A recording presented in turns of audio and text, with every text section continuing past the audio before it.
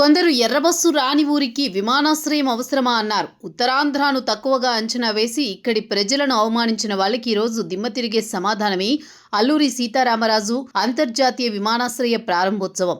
ఎర్రబస్సు రాదు అన్న చోటికి ఎయిర్ బస్సు వచ్చింది. ఎర్రబస్సు రాదు అన్న చోటికి ఏకంగా మన నమో వచ్చారు.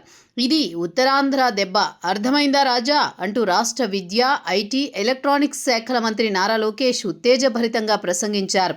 భోగాపురం అల్లూరి సీతారామరాజు అంతర్జాతీయ విమానాశ్రయం ప్రారంభోత్సవ సభలో ప్రధాని మోదీ, ముఖ్యమంత్రి చంద్రబాబు, ఉప ముఖ్యమంత్రి పవన్ కళ్యాణ్తో కలిసి మంత్రి లోకేష్ పాల్గొన్నారు.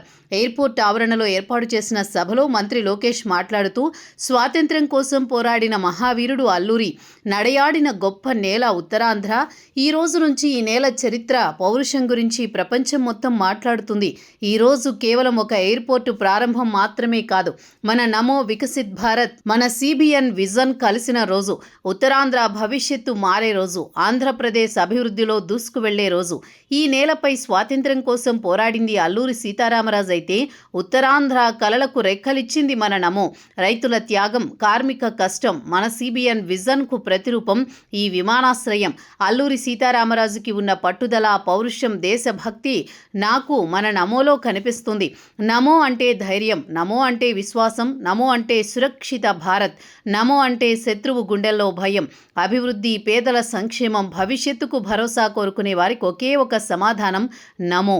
రాష్ట్ర విభజన వల్ల మనం కట్టుబట్టలతో ప్రయాణం ప్రారంభించాం. అలాంటి రాష్ట్రాన్ని ఆదుకుంది మన ప్రధాని. దేశం మొత్తం నమో అంటే ప్రధాని మోదీ, ఏపీలో నమో అంటే నాయుడు జీ, మోదీ జీ జోడీ. ఆ ఇద్దరి కలయికే డబుల్ ఇంజిన్ బుల్లెట్ ట్రైన్ సర్కార్. మన రాష్ట్రంలో అతిపెద్ద ఎయిర్పోర్ట్ను రికార్డ్ టైంలో పూర్తి చేశారు. ఆంధ్రప్రదేశ్ జీవనాడి పోలవరం, అమరావతి పూర్తి చేయడానికి నిధులు ఇచ్చారు.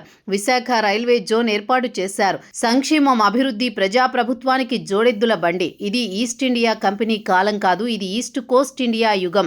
ఇప్పుడు ఈస్ట్ కోస్ట్ ఇండియా ఉజ్వలంగా ప్రకాశిస్తోంది. సుందర్బన్ గురి నుంచి శ్రీహరికోట వరకు ఎన్డీఏ డబుల్ ఇంజిన్ ప్రభుత్వం రాకెట్ లాగా దూసుకుపోతూ అభివృద్ధి సాధిస్తోంది. ఇది నమో శక్తి అని లోకేష్ ప్రశంసించారు.